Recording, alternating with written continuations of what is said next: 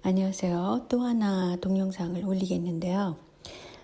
너무 심각한 문제가 있어서.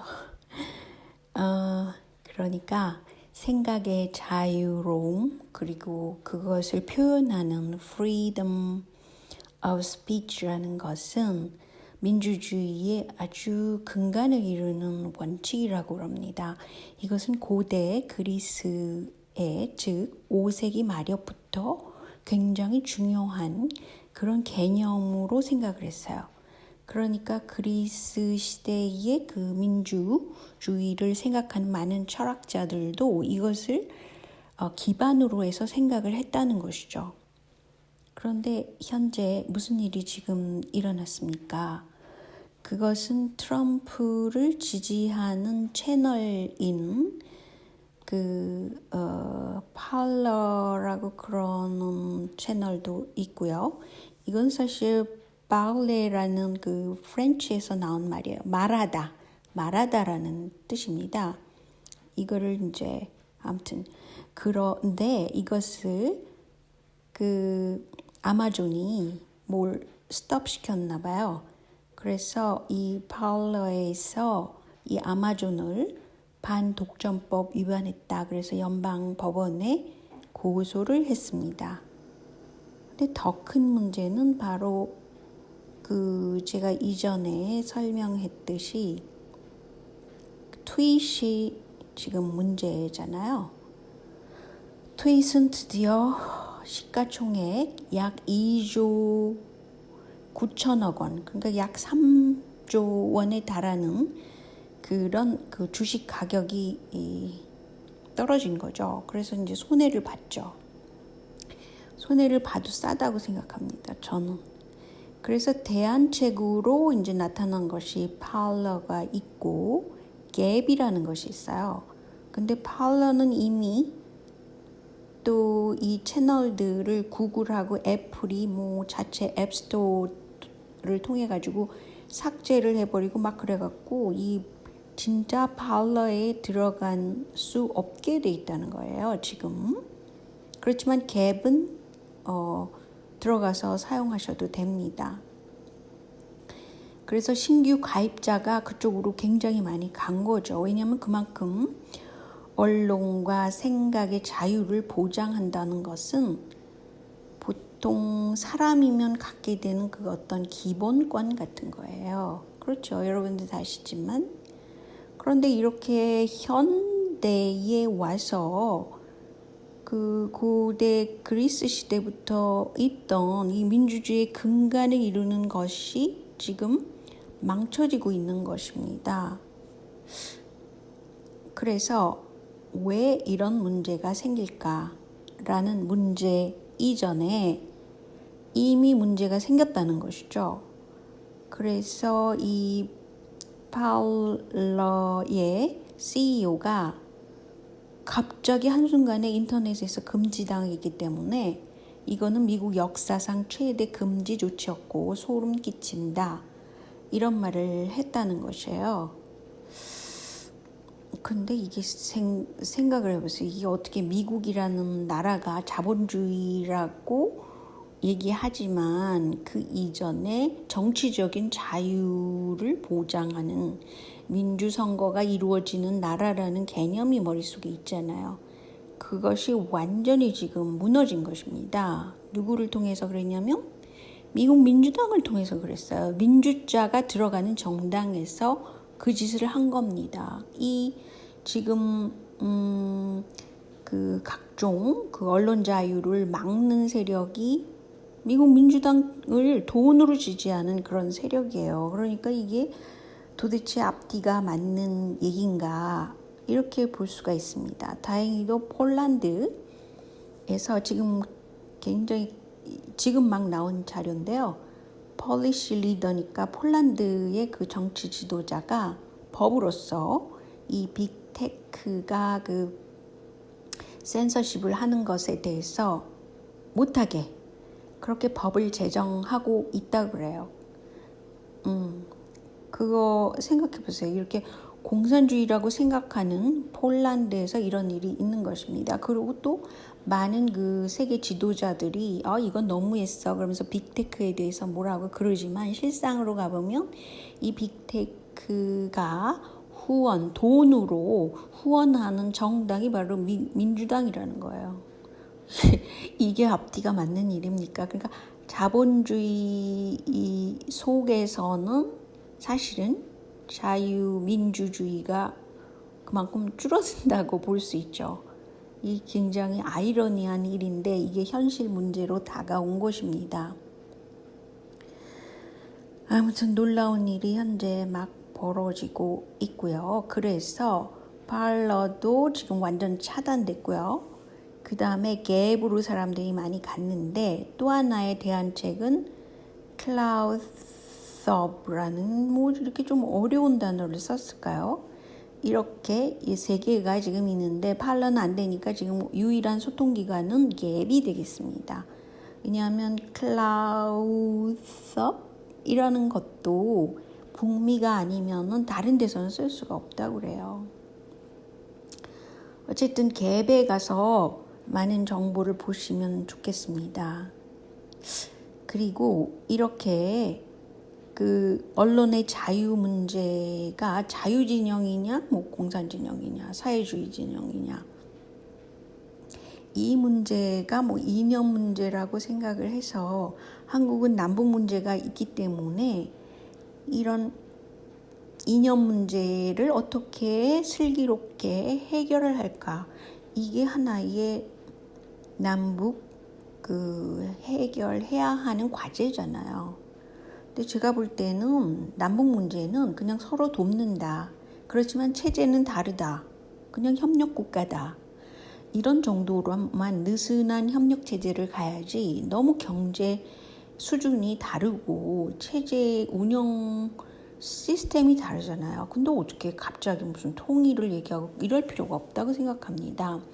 현실적으로 어떻게 도와서 거기 사는 주민들이 좀 더 편안하고 행복한 생활을 할 수 있을까? 실질적으로 먹고 사는데 지장이 없을까? 뭐 이런 것을 해결하는 현실주의적인 시각이 필요하다고 저는 생각합니다. 그래야만 그 다음에 그것이 무르익어가지고 오래된 다음에 실질적인 경계선이 없어지는 그런 시점을 찾는 것이죠. 그러니까 무조건 서로 돕고 협력한다. 그런 체제로 가야 된다고 생각해요. 뭐 어차피 언론의 자유, 사상의 자유가 무너진 것 시대에 살고 있잖아요. 지금 당장 그 빅테크들 때문에. 그러니까 전체주의 사회로 다시 들어가는 겁니다. 그런 와중에 있기 때문에 이것은 뭐 북한 체제가 어떠고 저떠고 이렇게 할 필요가 없이 그냥 서로 돕자. 주민의 안녕을 위해서 돕자. 뭐 이런 정도로 느슨한 그런 도움이 체제가 돼야 된다고 생각합니다.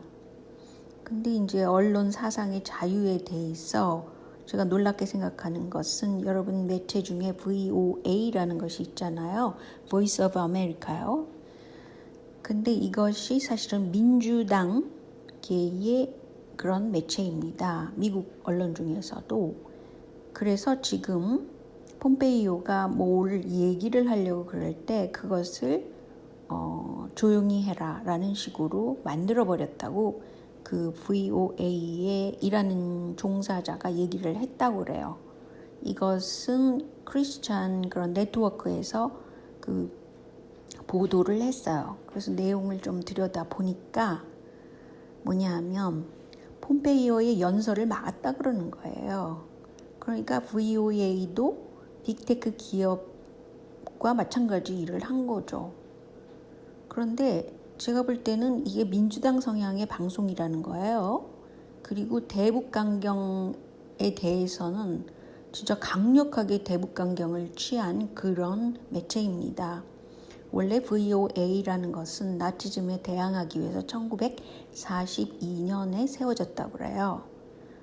그런데 미국 민주당이 상대방 쪽을 극우 프레임에 집어넣고 너희 나치즘과 같다라고 여론 조작을 엄청 많이 해대거든요. 근데 사실은 지금 빅테크 인한 전체주의 사회로 들어간다는 것은 그야말로 나치즘 시대에 쓰던 여론 선동 조작을 하고 있잖아요. 그러니까 이건 자신들이 하고 있으면서 다른 사람들이 하고 있다고 프레임에 집어넣고 있는 거죠. 아이고, 그래서 세상이 어떻게 될래는지 진짜 암담합니다. 그래서 VOA라는 것은 민주당 성향이고 미국 민주당 성향이고 대북 강경 노선을 걷고 있다라는 것을 말하고 싶습니다. 그렇게 했기 때문에 폼페이오의 연설 자체를 보도를 안 했다는 것이죠. 그리고 제가 워낙 문화에 관심이 많잖아요. 그런데 이렇게 니힐리즘이라고 하시죠. 이렇게 어떤 것을 볼 때는 굉장히 암울하고 우울하고 부정적이고 그리고 옷도 블랙으로 입고 이런 거 그런 운동이 사실은 프랑스의 실존주의 철학가들과 친했던 이 여성 줄리에트 그레코라고 그 유명한 가수가 있었어요. 근데 이 사람이 바로 옷을 검정색 옷을 항상 입고 노래를 하고 뭐 이랬던 그래서 한바탕 검은 옷을 입고 뭘 하는 그런 니힐리즘이 그 당시 전 세계를 휩싸이게 했었죠. 그래서 생각이 나서 찾아보니까 이 여자가 바로 그 검은 옷을 유행시킨 그런 여자예요. 그 당시에. 근데 뭐 사르트르나 뭐 이런 사람들과 또 굉장히 친교했던 그런 유명한 프랑스 가수입니다. 그래서 자살률이 굉장히 프랑스에서 높아졌어요. 이 여자는 자살하지는 않았더라고요. 암에 걸려서 죽었는데 아무튼 자살률이 늘어났어요. 왜냐하면 우울증에 막 걸리니까. 그리고 그것의 영향으로 일본에서 자살률이 굉장히 늘어났고 일본 그 여성들이 굉장히 프랑스에 대한 향수를 많이 갖고 있습니다. 프랑스 하면 무조건 좋은 걸로 이렇게 생각을 하는 경향이 좀 있어요. 그런데 이 여자의 영향도 상당히 있다고 볼 수 있습니다. 그래서 자살률이 양쪽에서 굉장히 늘어났었어요. 근데 지금은 웬걸 한국의 자살률이 이렇게 높은 그런 현대에 살고 있다는 것이 진짜 엄청난 한심한 일이죠. 그런데 제가 이제 그림에 관심이 많잖아요. 그래서 이제 이 데미안 허스트라는 사람도 영국의 예술가고 현대 예술가인데 이 사람이 굉장히 돈을 많이 벌어요. 그러니까 그 예술로 통해서 젊은 사람이더라고요. 근데 이 사람의 주제는 죽음이 주제예요. 그래서 죽은 동물들을 이용한다든지 그렇게 해서 작품을 만드는 특성이 있어요. 놀랍죠? 그리고 또 한 사람도 그 영국계 현대 그 아티스트인데 마크 퀸이라는 이 사람도 젊은 사람인데 이 사람은 자신의 피를 뽑아가지고 무슨 작품을 한단 말이죠. 그래서 이게 도대체 이 지금 현재 이런 식으로 돌아가는 상황을 보면은 전 세계의 그 트렌드를 이끄는 사람들이 이 짓을 하는 겁니다. 이걸 두고 Young British Artist라고 한다고 합니다. 근데 놀랍지 않아요? 이렇게 허스트나 또 퀸이라는 사람들이 만든 작품을 보면 이상하게 그 티셔츠 같은데 해골 바가지가 막 있잖아요. 그리고 뭐 귀걸이도 그렇고 뭐 링도 그렇고 막 그런 게 하나의 유행처럼 그 서구 사회에서 있었거든요. 젊은이들 사이에.